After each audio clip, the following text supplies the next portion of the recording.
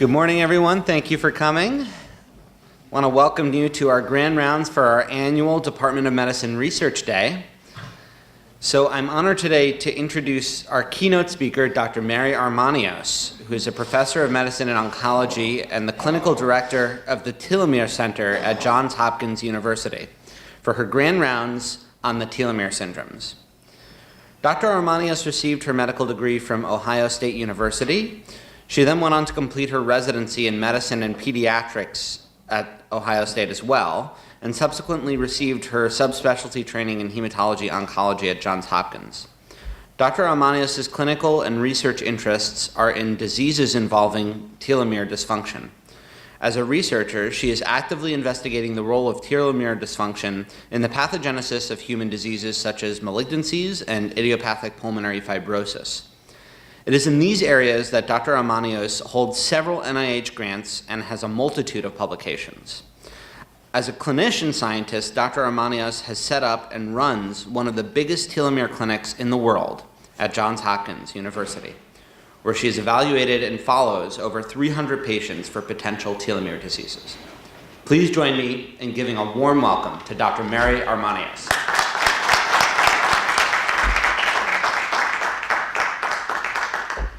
Good morning. It's a great honor and pleasure to be here. And I want to congratulate those of you who presented your work at this research day for the wonderful effort and the collegial spirit, which I even feel just walking through the hallways and from the nice dinner we had last night with the chief. So thank you, Matt.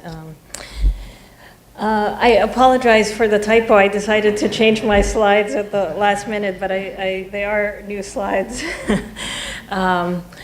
Today I'm going to talk a little bit about a story that goes from patients to science and back to patients. I'm going to talk about telomere length testing, and I want to make sure to tell you I have no disclosures. And just to orient us this morning, I'm going to talk about telomeres, which have repetitive DNA sequence on chromosome ends, and they protect the ends of chromosomes. And for a long time, even before anything related to medicine was apparent, Carol Greider made a discovery while she was at Cold Spring Harbor down the street in the early 1990s that telomere length shortens over time as cells divide in culture, and that seems to somehow predict how long these cells survive. Now we know that telomere shortening causes a DNA damage response and causes cells to either senesce or die. And when I had heard about these phenomena, I had finished both my medicine residency and pediatrics and oncology fellowship, and I had never heard of the telomere. And I was curious, does this have anything to do with the patients that we see? So just one more piece by way of introduction. Telomerase was discovered in an effort to understand how telomeres are maintained or how genome stability is maintained if telomere length shortens. And as you might remember, it was discovered in a protozoa by biochemists who had no intent to understand lung disease or anything else, as I'm going to talk about today. It turns out that this mechanism is highly conserved. There's two essential components to telomerase: a reverse transcriptase TERT, which borrows a template and copies from a template in the telomerase RNA to add telomere repeats onto chromosome ends.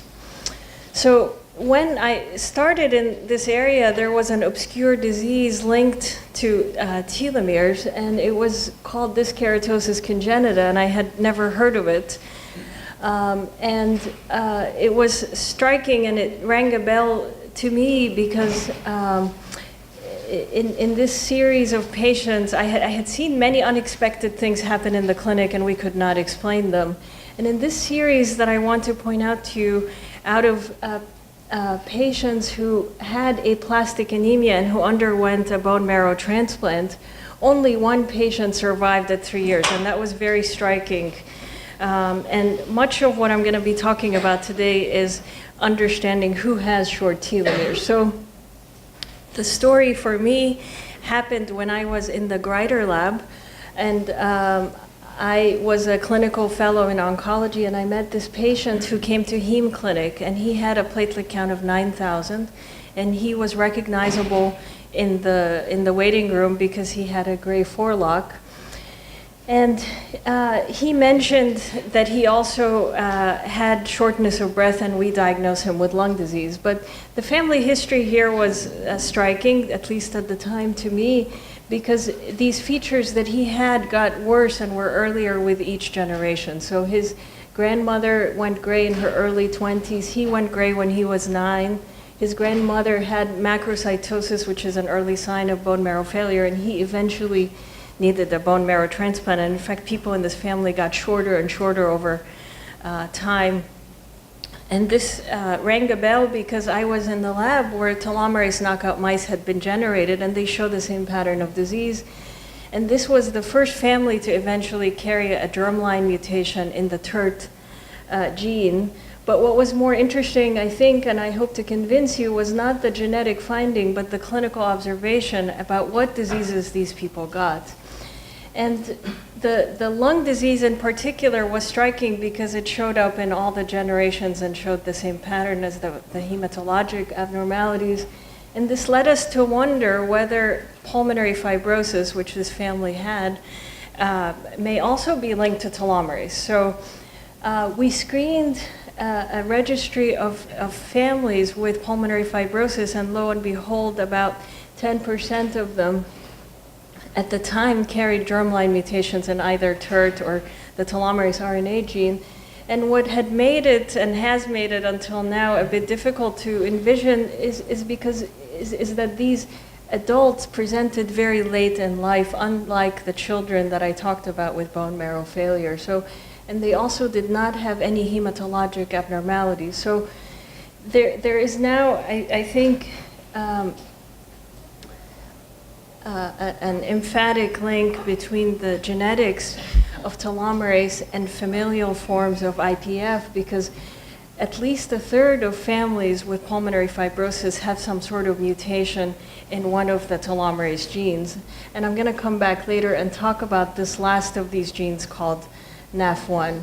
So just one word about pulmonary fibrosis.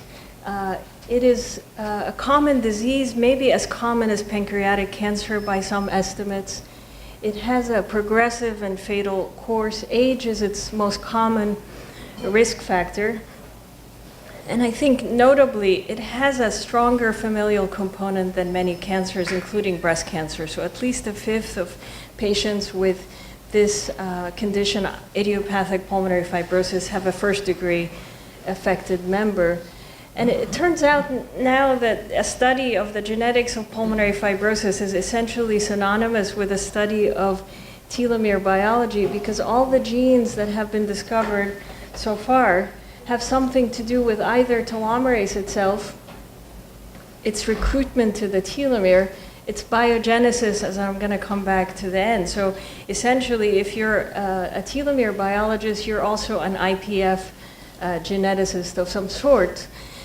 And the reason this discovery has been important, and the reason it has implications for patient care, which I'd like to talk about today, is the fact that even people who do not have a family history and who do not carry mutations in telomerase with IPF have very short telomeres. So let me just orient you. Here's age and here's telomere length. These are the percentiles, with this being the first percentile and this being the 99th. And the phenotype of IPF enriches for people with the shortest telomeres in the human population.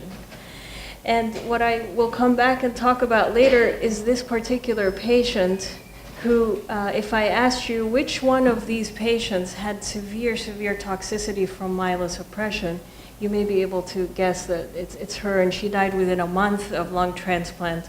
And we've been trying to figure out since, is this a coincidence, or is the telomere not only a risk factor for lung disease, but also a systemic problem? So based on sort of observations in what at the time was the primitive telomere clinic that I found at Hopkins, and based on talking to patients, a few patients at the time, I suggested that there is a pattern of disease that was previously unappreciated. So you might know that idiopathic pulmonary fibrosis had one of its earliest descriptions by Sir William Osler who described it as cryptogenic cirrhosis of the lung. But what they did not, what he and others may not have realized at the time, because they did not have access to the genetics we have, is that there are comorbidities in these patients. And the common comorbidities appear like disappearance or degenerative disease in extrapulmonary systems, primarily the bone marrow, and these patients also get cryptogenic liver disease. And oftentimes it's thought that their disease is autoimmune, but as I'm going to tell you, the telomere causes premature aging specifically in these organs and not others.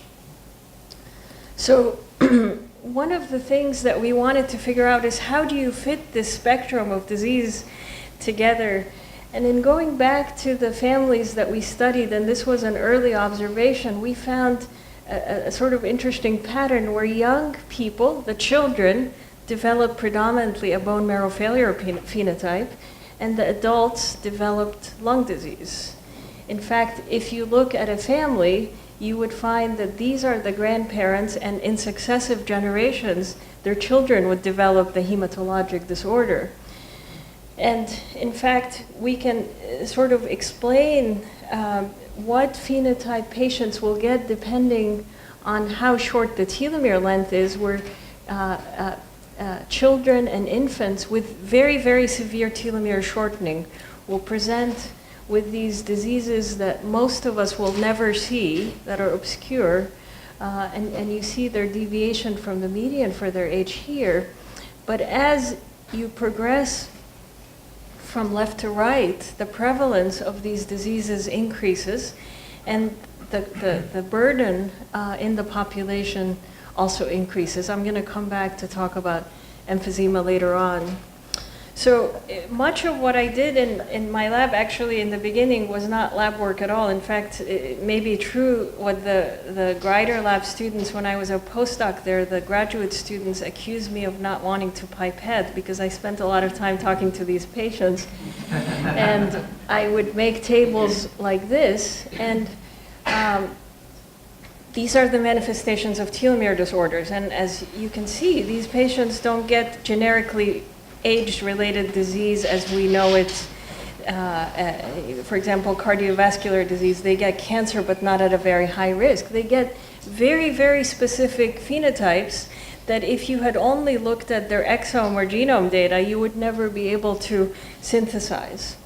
So for a long time, because I was trained as a cancer doctor, the pulmonary community didn't really know what to make of me or this work, and I wanted to try to find ways in which this biology is applicable to IPF patient care, especially because the telomere defect is present in about half the patients based on that telegram I showed you. And the most striking example was this study which we collected from around the world. These were the first series of hematologists identifying these patients with IPF after they received a lung transplant. And the reason that a hematologist was called is because their blood counts completely bottomed after they received immune suppression.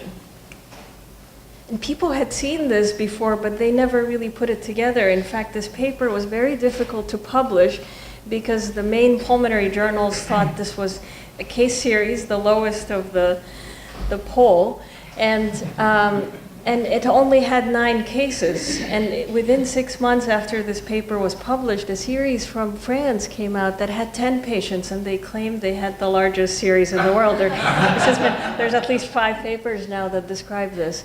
So the telomere length mattered, and it predicted morbidity. I'm going to tell you why that matters. The other problem these patients got was infections of a particular kind. This is a patient who received a right lung transplant, and in the left lung he developed invasive aspergillus and eventually died from infectious complications.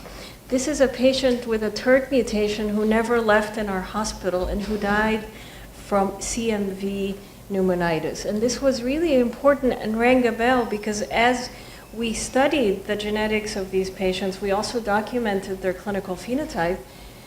And I had seen these viral infections before. This is a young woman who died from CMV encephalitis in San Francisco.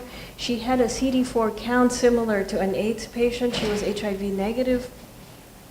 These are recurrent zoster infections in young people who have as their only diagnosis telomerase mutations. So we, before showing one piece of data, I want to just mention that it's not surprising that a hematologic disease that is caused by stem cell failure, as the telomere shortening does, would also affect other highly replicative organs, including the immune system, and that T-cell exhaustion would be a prominent feature here.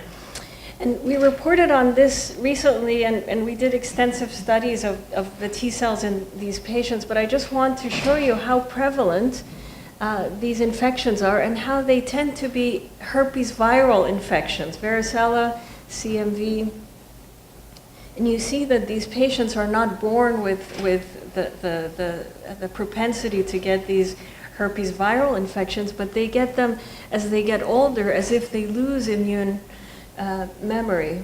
So let me just show one piece of data from this recent paper where we compared thymic output by measuring the circulating naive T cells in these patients from three groups: the young people who are healthy and have normal telomere length, young short telomere people, many of these were asymptomatic, and then people who were much older who had normal telomere length. And if you compare the output of naive T cells, this is one measure and this is %, you see that these young people had a naive T cell pool that is comparable to people who were 50 years older than them.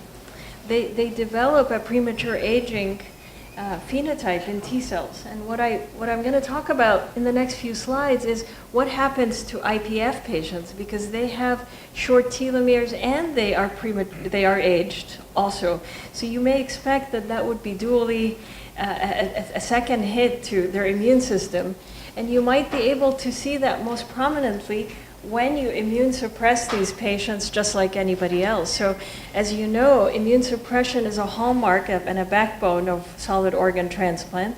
And until these findings, we have not appreciated that IPF should be treated like any differently than any other patient. And if you look at the risk of CMV complications and viremia in IPF patients who are exactly the same age, it's much higher. In fact, if you look at this very high risk group where an IPF patient who is CMV negative is given a CMV positive donor lung, the complication rate is uniformly almost fatal. And these patients die from severe CMV infection. In fact, the risk of and the odds ratio of CMV complications in IPF patients with short telomeres is almost 6-fold. And this begs the question of, can we do anything about these things? Can the genetic observations inform the treatment even if we don't have a cure yet?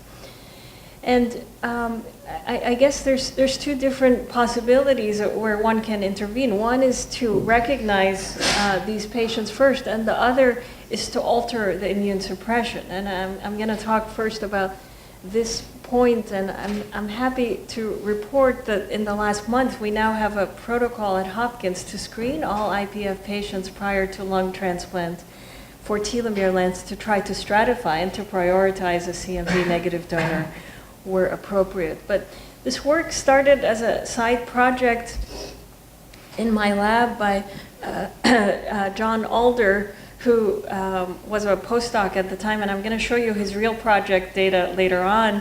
But what we did is we tried to use a robust telomere length measurement assay to see if we can make it available, because that had not been available in the United States. And the technique we used is a flow cytometry-based technique that looks at leukocyte subsets individually, because these leukocytes have different rates of telomere length. And I'm going to show you all the data from lymphocyte telomere length.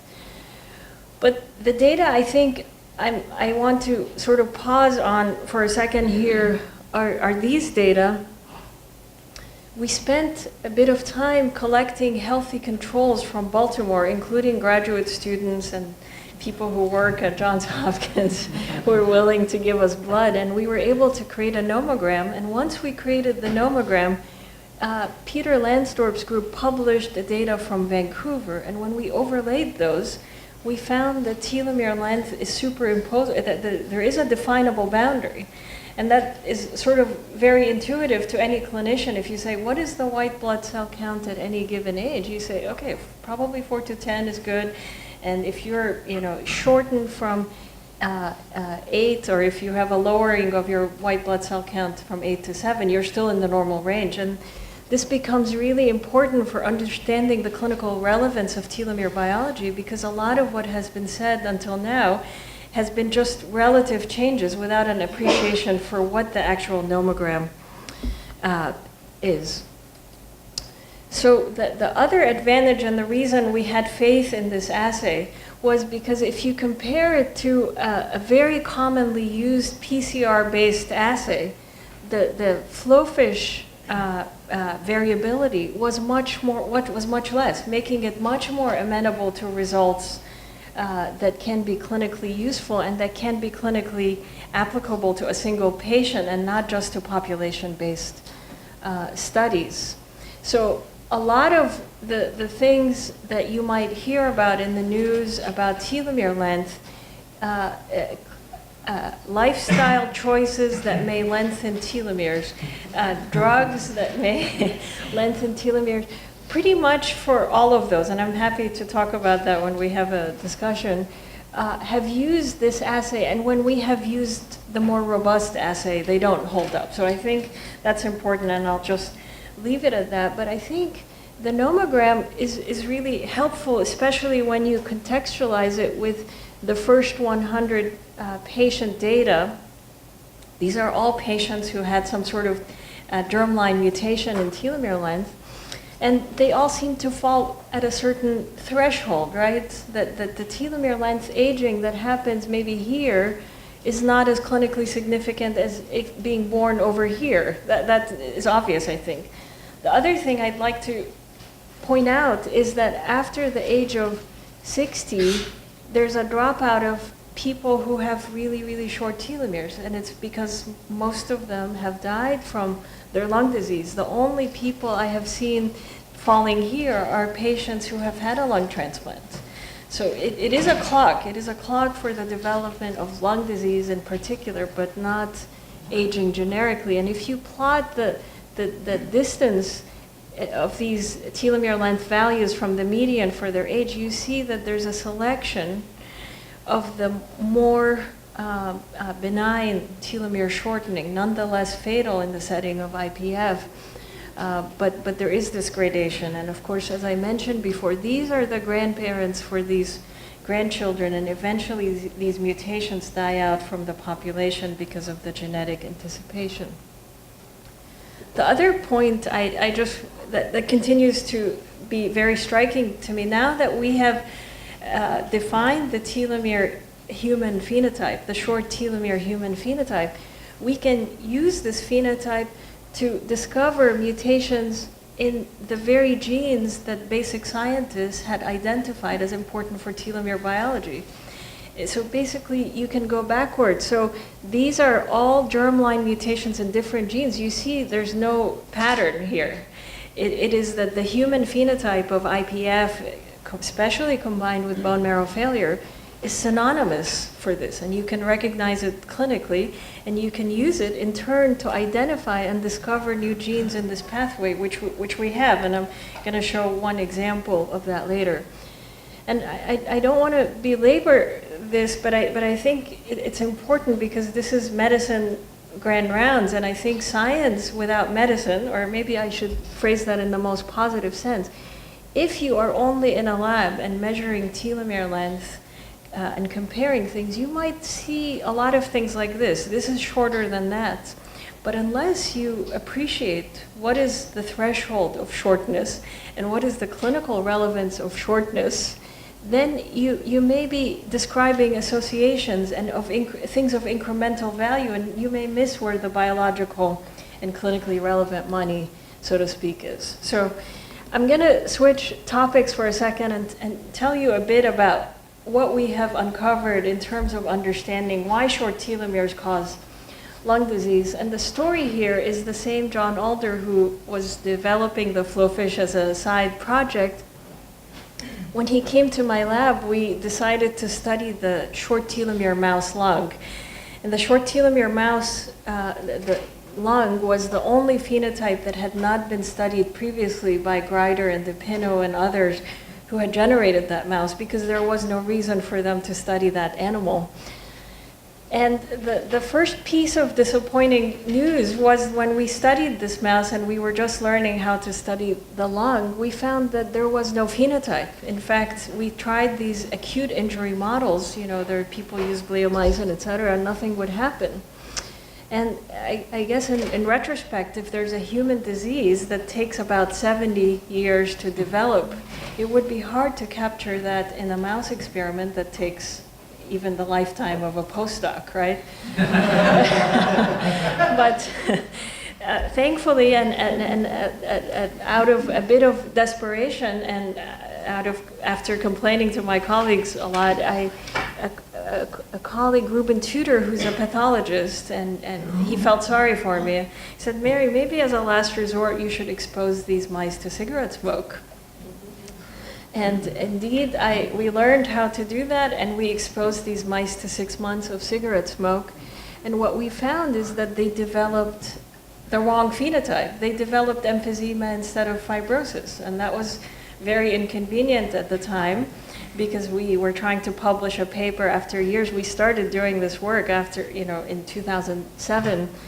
So, but thankfully, I'm going to go here first and tell you that at the time, I had met some patients who would tell me that their family member had emphysema, and I disregarded those patients, and I thought they were just calling it emphysema colloquially, and it's really IPF.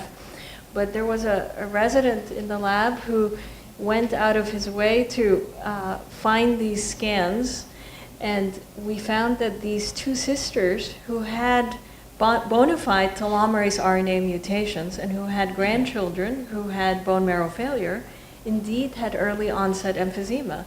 In fact, both of them had been tested independently by their pulmonologist for alpha-1, and they did not have alpha-1 antitrypsin deficiency. So I'm going to go back for a second because I was too eager to tell you about the patient, but just briefly before I leave this point, I want to tell you what we found in that mouse experiment. What we found is that in high turnover tissues, just like the hematopoiesis hierarchy icon that I showed you, short telomeres are depleted because of replicative stress. That makes sense. There's 300 billion cells in the blood cells made every day. I hope that number is right. Dr. Collar will correct me if I'm off. But that makes perfect sense. But in the lung, there's something that's a bit different, where the short telomere is an initial hit. And actually, if you label the lung with EDU, nothing happens. It's a really slow turnover tissue. In fact, we verified that because we couldn't believe it at the time. But that makes the lung more amenable to memory and to injury. And as you know, even smokers who stop smoking, they still have a residual lung cancer risk. So the cumulative effect of genetically determined telomere length plus DNA damage from cigarette smoke or from aging, or another second hit, the cumulative damage leads to IPF. That's our hypothesis, and I'm going to show more data, but I'm going to come back to tell you that based on the observations in these two sisters, an MD PhD student in my lab, at the time we were very poor, she did an experiment that was brave. She downloaded a lot of the exome data that was generated as part of a large study called COPD gene to look at the genetics, and nobody had studied those data from the context of telomere biology, and she found that there were a little bit less but comparable numbers of telomerase mutation carriers in the category of severe emphysema similar to SERPINA1, the gene for autosomal recessive alpha-1 antitrypsin deficiency. And what was interesting, and now we have more families than I can fit on a slide, but this is the early observation. You can look at a family like this one, and this was our index case. Here are the two sisters. They both developed emphysema in their 30s and 40s, both smokers. But the people who did not smoke, especially the males, developed IPF. So how do you make sense out of that? We think of these as disparate diseases, but in the same family, you see both phenotypes, and consistently, nobody who never smokes ever gets emphysema, and only women got emphysema, and the people who smoked, and males who smoked, developed IPF, and never smokers.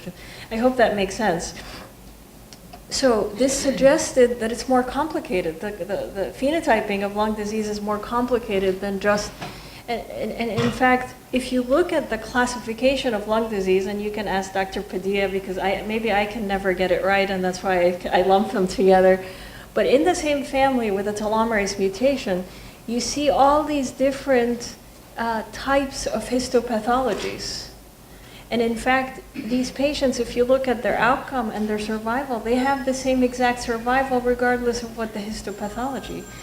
And people in pulmonary pathology had appreciated for a long time that patients often have multiple pathologies in the same lung, right? One of the sisters I showed you, she had emphysema and pulmonary fibrosis, this so-called combined fibrosis emphysema phenotype. So is it possible, given the morbidity of open lung biopsy, and and mortality, there are estimates that the mortality from an open lung biopsy may be as high as 10%, that in this paradigm, genetic evaluation may be helpful, and in fact may be more prognostic, and may be life-saving or morbidity-sparing. So this is a bit of a paradigm, because we started out studying a single family in a rare obscure disease, but by tracing the patient's story, we've come up with sort of a heretical conclusion, and I'm open to being challenged, but that these two classic phenotypes that we have traditionally learned about in medical school as being completely different and different physiology may have shared origins. And the reason that I think this, I switched my slides and brought these back, is I haven't been talking about this for a while, but there are papers in this month's Nature Genetics that look at genome-wide association studies. And they actually confirm this very point, where they identify telomere genes in the susceptibility for emphysema. So, and I'm going to come back to that. So there are at least 2 genetic loci that have been identified in IPF that have been seen in emphysema. So what is it gene environment, or is it a female-specific gene environment interaction? So one of the things we wanted to study in follow-up to these experiments was, what is the cell of origin? You know, is it the mesenchyme? Is it, and there had, you know, drawing from the bone marrow studies, we thought one hypothesis would be that the stem cell in the alveolar space is the cell that is behind the pathogenesis of lung disease. So can we try to induce telomere dysfunction specifically in the adult stem cell in the alveolar space? And John did that by using a Cree-lock system, and he induced telomere dysfunction acutely and genetically in these type 2 cells. And you can see that if you isolate these type 2 cells and grow them in a culture, in culture, and come back 2 weeks later, the healthy cells grow these colonies that are labeled in GFP, and if you slice them, they create these alveolospheres. These are alveoli that are derived from a single stem cell that include type 1 cells, and actually there's surfactant here, remarkably, right? But in the dysfunctional cell, seems to be this, the cells don't disappear, they just are senesce. So we think this is an example of senescence in the lung, and I'll share the story here briefly, that we did these experiments in collaboration with Christina Barkauskas at Duke, And she came in on the weekend on Saturday to count these dishes with her daughter. And she texted me and said, Mary, I think even my daughter can tell the difference because we had done the experiment blinded. It's like, so. But let me show you what the lung looks like. This is the interesting result. That in the lung, the air spaces were destroyed just like in emphysema. In fact, when I sent these lungs to my friend Ruben Tudor, the pathologist, he said, Mary, how long did you expose these mice to cigarette smoke? Because the mice had alveolar macrophages and a lymphocyte infiltration from the blood vessel as if they were smoking. And the only problem with these lungs was epithelial senescence. Okay, so this at least suggests that in a subset of emphysema, there may be a different paradigm other than protease-antiprotease imbalance, where senescence, specifically in the epithelial cells, can drive this. So why is this clinically relevant? And I will use this as an example, is if you treat all emphysema as protease and imbalance, especially when we know that alpha-1 antitrypsin explains only for a small subset, you may be prone to doing many clinical trials and billions of dollars later to inhibit inflammation, right? To inhibit inflammation in emphysema and to inhibit inflammation in IPF. In fact, the NIH, in a very collaborative effort, decided a few years ago to do a randomized clinical trial comparing the effects of placebo and immune suppression on IPF survival, okay? And now I have warned you that IPF patients have an immunodeficiency. I showed you some of that data, and we have it, and we've published some of it, and not all of it, but most of it. What happened is they had to stop this clinical trial early because the patients who received immune suppression were more likely to die. Look, the placebo trial, 1 death, the placebo arm, and the clinical arm, the treatment arm, had 8 deaths. And I have been trying to figure out why did these patients die, but of course infection was not one of the endpoints, I think, that were carefully cataloged. So the point, I think, is clear that understanding the biology helps us design this. And this is, unfortunately, a recurring pattern where the control arm in IPF trial does better, in part because we have not adjusted to what I think is relevant biology. So I'm going to finish by talking about a genetic story. And this is a story related to this NAF1 gene. So you see, compared to TERT, which was the first gene we identified, to the genes we have recently and others identified, the sliver is smaller and smaller, as if there are many more genes to be discovered to fill this pie chart. And the NAF1 story is relevant because the index case here had emphysema. And had we not appreciated that was the phenotype, we may not have studied her. And she and another family ended up carrying a mutation in this gene called NAF1, which is a gene, it's a protein that's involved in telomerase RNA biogenesis. So I'm going to summarize briefly that these 2 patients had truncating mutations in NAF1, and they were missing a signal that allows this protein to enter the nucleus and in turn shuttle telomerase RNA to the nucleolus. And somehow this caused telomerase RNA to be unstable and therefore the short telomere phenotype, as we've been talking about it. So why am I telling you about this? It's because we have been in tune to NAF1 from these human population studies. So people have been doing these genome-wide association studies to understand disease susceptibility. And here's a genome-wide association study for telomere length. So what are the regulators of telomere length in the human population? And you see here this study included more than almost 50,000 people. And just to orient you, this is the chromosome number, and these are the p-values.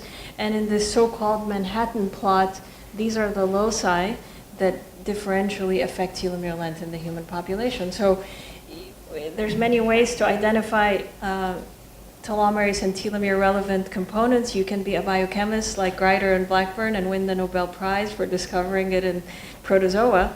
Or you can come back 30 years later and do a genome-wide association study for telomere length and identify the same loci. But what I want to point out to you is the striking example of what if you do a genome-wide association study for IPF. And I think Maria may have been a part of that study, that collaborative effort.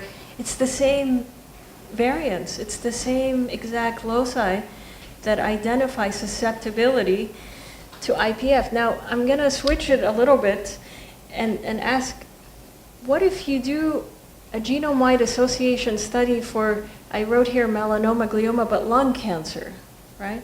And it's very similar. And what happens is, I'm going to explain this in the next slide, is different alleles have differential effects. So let me show it in this way. This is a complicated slide that looks at the odds ratio of developing a disease depending on these loci at telomere length determining, near telomere length determining genes. So 1 means there's no effect, and here means a protective effect if you have long telomeres. And these are the risk, this is the increased risk for what if you have longer telomere length, the alleles that predict longer telomere length. And what's striking is the longer telomere length alleles seem to contribute to all sorts of cancers, including lung cancer most predominantly. Whereas what happens if you have long telomere alleles? The disease that you are most protected against is ILD, right? Is this IPF. So this sort of gives you a sense in the human population that there's 2 extremes. One of them is IPF causing, and the other one is cancer predisposing. This paradigm, which we're increasingly interested in, sort of becomes more in context, even more in this example, where a few years ago, a group from Germany identified gain-of-function mutations in telomeres associated with familial melanoma. And these were autosomal dominant families that carried a promoter mutation that increased telomerase expression. So it's exactly the opposite of what we've been talking about. And now, so far, there are actually 4 different genes identified that are linked to familial cancer risk. And they all have the effect of lengthening telomeres. They're indicated here in this figure by the L. So TERT, POT1, TPP1, and they're highly enriched, at least so far, in melanoma. In fact, what we have proposed recently, and I have data, I think, and we're accruing data to support this, that cancers are very rare in the short telomere disorders. I wrote some of them here, but less than 10% of patients get cancer. The cancer risk and where the money is on the opposite ends. And you might be able to appreciate here the similarity, and I hope that becomes clear now that here I talked about degenerative disease being linked to age-related lung disease, right? The emphysema, IPF phenotype. And the opposite of that seems to be lung cancer. I told you about immune deficiency, and the opposite of that is CLL. And I talked in the very beginning about this obscure disease called dyskeratosis congenita, where the pigment of the skin goes away and people go gray at a young age. And here's the melanoma, where melanocytes overgrow. And what's really interesting, I think, and I have an example of that already in my clinic as we are trying to bolster, now we used to call it telomere clinic, now we have to clarify whether it's short telomere clinic or long telomere clinic. but these patients with cancer, like the first family I showed you, develop disease earlier and more severe with each generation. And we think, and we have data now, to show that they have telomere lengthening across generations. So with that, I'll finish here, and I hope that I've convinced you that tracing the clinical clues has allowed us to identify the most common phenotypes related to short telomeres, and it surprisingly happens to be patients with lung disease, and IPF is the most common human manifestation of short telomeres. This link is not a peripheral one, nor an academic one. It has implications for diagnosis and the treatment of patients with IPF, including in the lung transplant settings.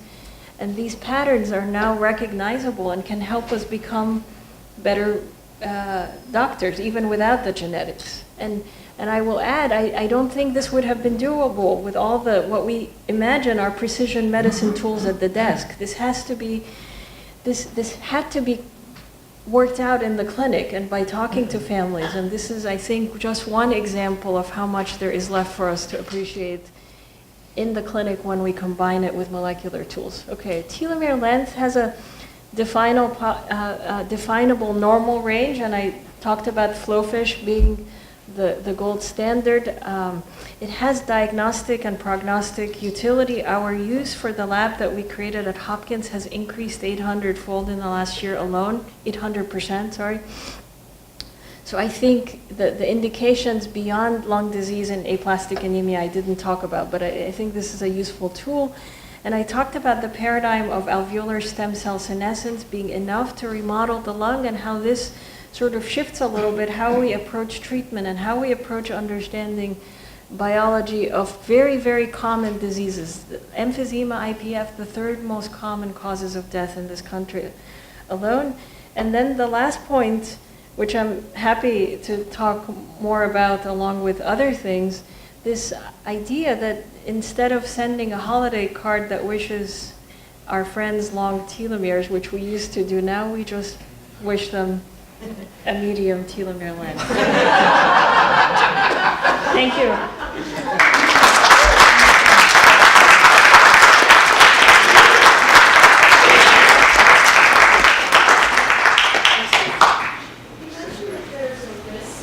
Increased risk of MDS and presumably also acute leukemia. So how does that fit in with the longer telomere, higher cancer risk? How is MDS different from the others? So these patients have an exceedingly high risk of MDS. In fact, I think the telomere genetics are probably the most common cause of familial MDS. It turns out that there's a sort of a break, like the one I showed for IPF, where almost all those patients present between 40 and 60, and oftentimes with lung disease, and they often die from lung disease before they die from their MDS. We see that also often after lung transplant, where they develop, they're cured from their lung disease, and once they're exposed to cytotoxic drugs, develop very aggressive clonal disorders. So, does that answer your question? Is there a reason to screen individuals prior to any kind of therapy for secondary MDS in that setting? Yeah, so I think part of the reason we want to screen IPF patients prior to lung transplant is that there may be patterns that are recognizable by telomere length that identify high-risk patients. And if we see that, or if we see cytopenias, those patients should either be worked up or should be evaluated and should probably be excluded if they have really bad clonal abnormalities. So, is there any reason to do that in the non-lung disease population? No, it's very uncommon. It's too uncommon. I think if you see someone with macrocytosis and they had a parent with IPF, you can. I think screening is too low yield just in the general population, but it's very relevant to ask patients with MDS if they have a family history of IPF because of the related donor use and transplant, right? That's a very important setting, and that's a lot of the patients we see in telomere clinic are to evaluate relatives. who are potential donors, yeah. So you mentioned about immunodeficiency, and a lot of the data you showed related to immunodeficiency was for T cells. Yes. Do they have similar effects in B cells and immunoglobulin deficiencies? Yes, that's a great question. So there seem to be two different phenotypes of immunodeficiency. So there's an infant onset immunodeficiency associated with very severe telomere shortening, and those patients have no IgA and they have no B cells either, and they manifest in a colitis phenotype. In fact, you can have that picked up by newborn screening, and I know you have expertise here with Dr. Cunningham in newborn screening. But the one that manifests later on is the one where the memory runs out. So it's a milder defect and it tends to be T cell predominant. And you can imagine that these patients, the solid tumors they get, few as they may be, are T cell mediated cancers, including squamous cell cancer. In fact, I was giving a talk recently at a lung transplant center, and they told me that they think 20% of their transplanted IPF patients die from metastatic squamous cell cancers of the skin. So this is really an urgent call to modify immune suppression for these patients, and we're hoping to have a meeting to discuss and to create a guideline. But there are challenges to implementing this biology, which seems obscure and which has not made it to the textbook yet. I'm interested in talking with you about that. How do we, as physicians, try to accommodate new ideas in our field when they're not coming from the pulmonary community per se, right? I guess I'm part of the pulmonary community yet, but you heard I'm a cancer doctor, so sorry that was a long answer. Beautiful talk, thank you very much. But studies from Johns Hopkins show that the TERT mutations in thyroid cancer lead to very aggressive outcomes. Now, I assume that means they've got long telomeres, but what makes them aggressive? That's a great question, thank you. So the TERT promoters that are seen in cancer, they're somatic mutations. They're not inherited like the ones I talked about. They're in the same location often, but they are acquired by cancers to promote longevity. In fact, this idea that TERT promoter mutations are a bad prognostic sign is ubiquitous. In fact, in melanoma it is, in gliomas it is. So if you have an anaplastic astrocytoma patient who has a TERT promoter mutation, there's data to suggest you should treat them as if they have glioblastoma. So I think this is it shows what an advantage it is to have a little bit more telomerase than normal. And it allows these cancers to become, to have longevity, which allows them to accumulate probably more hits. Thank you for the talk. I was trying to put together the fact that you say emphysema and IPF have short telomeres, and then cancer long, and then IPF and COPD are highly related with lung cancer risk. And so, and also, do you have any insight on, like, given immune dysfunction, the role of immune therapy in these patients? That's great. So I think I want to be careful that for emphysema, the subset of patients that telomerase mutations explains is much, much smaller than IPF.